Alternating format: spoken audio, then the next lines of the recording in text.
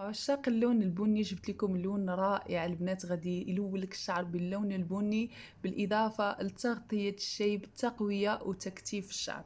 باش ما نطولش عليكم بزاف، لاول مره كيشاهد قناتي يشترك فيها ويفعل الجرس. البنات اللي معايا من شحال هادي شكرا لكم كبداية على التعاليق ديالكم الزوينه، شكرا بزاف. ونبداو على بركه الله. وغادي نحتاجو في المكونات، اول مكون عندي هنايا اللي هو قشور الرمان، سوا يابسين سوا مطحونين، اللي بغيتو تقدروا تستعملوا، اللي متوفر لكم استعملوا. انا عندي قشور رمان مطحونين غادي نستعملهم. غناخذ كاسرول، غادي نضيف لها تقريبا 2 معالق ديال قشور رمان، ملعقتين من قشر الرمان. قشور الرمان رائعة في إنبات الشعر، كذلك تغطية الشيب، وكذلك كينقي لنا الفروة، كينظف الفروة بواحد الطريقة اللي عجيبة، كيخلصنا من القشرة. عندي هنايا 4 ملعقة ديال القرفة. وبطبيعة الحال غادي نضيفو السالميه. البنات ضروري يضيفوا السالميه في هذه الوصفه، او الميراميه، راها جد رائعه في تغطيه الشيب. الميراميه او السالميه. غادي نضيفوا كذلك القهوه، 2 معالق ديال القهوه، ملعقتين من القهوه العاديه المطحونه او البن. وغادي نضيفوا الشاي الاخضر او اي نوع شاي عندكم يمكن لكم تضيفوه في هذه الوصفه هذه، يعني 2 معالق أو ملعقتين من الشاي الأخضر. بالنسبة لهذه الوصفة البنات، والله إلا جد فعالة في تقوية الشعر، تطويل الشعر، تلوين الشعر، يعني عندها فوائد رائعة للشعر.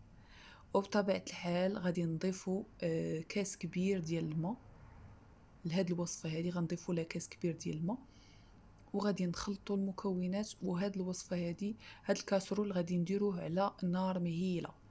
ملي كيوصل الخليط ديالنا لمرحله الغليان كنحسبوا له 10 ديال الدقائق. من بعد مرحله الغليان، من بعد ما كيوصل مرحله الغليان كنحسبوا 10 دقائق، وكنرجع باش نكمل معكم باقي الوصفه ان شاء الله. المهم غادي ندير الخليط ديالي على النار ونرجع معكم. من بعد ما حيت الخليط ديالي من على النار غادي نصفيه. كيف شفتوا غادي نصفيه من هادشي كامل، غنخليو غير الماء بوحدو صافي. هنا من بعد ما تصفى لي الخليط غادي نعاود نرجعو للكاسرول. شفتوا غادي نحاول باش ما يبقاوش هاد التكتلات عندنا، غادي نحاول نصفي هاد الخليط غير بشويه البنات، وديروا الخاطر باش هكا ان شاء الله نتهلاو في الشعر ديالنا. صافي هنايا انا من بعد ما صفيت الخليط ديالي بالكامل صافي غنرجع الزلافه ديالي، غادي نعاود نخويها في داك الكاسرول باش نكملوا باقي الوصفه. كيف شفتوا انا غنعاود نخلي الخليط ديالي على الكاسرول، وغادي نضيف بطبيعه الحال غادي نضيف لهذا الخليط غادي نضيف له الكاكاو المر. تقريبا غادي نضيف ملعقة كبيرة ديال الكاكاو المر أو الكاكاو الخام، كاكاو بدون سكر، أو الشكلاط غبرة ولا الشكلاط بودر، كل واحد اش كيسميه. المهم الكاكاو المر. وغادي نضيفو بطبيعة الحال النشا الذرة، غادي نضيف تقريبا ملعقتين من نشا الذرة صافي. وضروري كنخلطوا هاد المكونات، كنخلطوهم جيدا حتى يتجانسوا لينا مع بعضياتهم باش ما يبقاوش فيهم دوك التكتلات، يتجانسوا لينا مع بعضياتهم.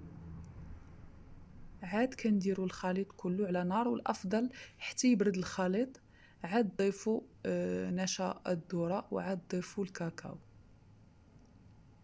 صافي هنا غادي نخلط جيدا. كيف كتشوفوا معايا راه بقيت كنخلط باش ما يبقاوليش هذوك التكتلات. صافي غادي نخلط هادشي كامل ونرجع معاكم. صافي انا من بعد ما اختار لي الخليط من على النار غير 2 دقائق، كيحتاج 2 دقائق وكنحيدوه من على النار صافي. كنكملوا باقي الوصفه كيف كتشوفوا معايا. شفتوا غادي نخليوه يبرد شويه الخليط ديالنا ونعاودو نديروه في البول اللي غادي نكملوا فيه باقي الوصفه. شوفوا الخليط كيفاش ولا الشكل ديالو واللون ديالو، يا سلام البنات، اللون رائع وكيعطي لون غزال البنات، كيعطي لون رائع. صافي هنا غنخليه يبرد ومن بعد نرجع معاكم. انا كان كيحساب لي الصراحه كنصور ولكن كانت الكاميرا واقفه. انا هنايا ضفت ملعقه كبيره ديال الحنه وربع ملعقه، نصف ملعقه ديال العكر الفاسي البنات، نص ملعقه ديال العكر الفاسي، ملعقه كبيره ديال الحنه. ضروري البنات تضيفوهم. انا راه قلت لكم وقفت لي الكاميرا وما كيحسب لي كنصور وما كنتش كنصور. هنايا غادي نضيف من بعد ما كتخليوه الخليط يتخمر، كيتخمر ساعتين عاد كنضيفو صفار بيضه لهاد الخليط. غادي نضيفو صفار بيضه، وبالنسبه لبياض البيض راه ما كنرميوش البنات، كيف قلت لكم كنقدروا نضيفوا له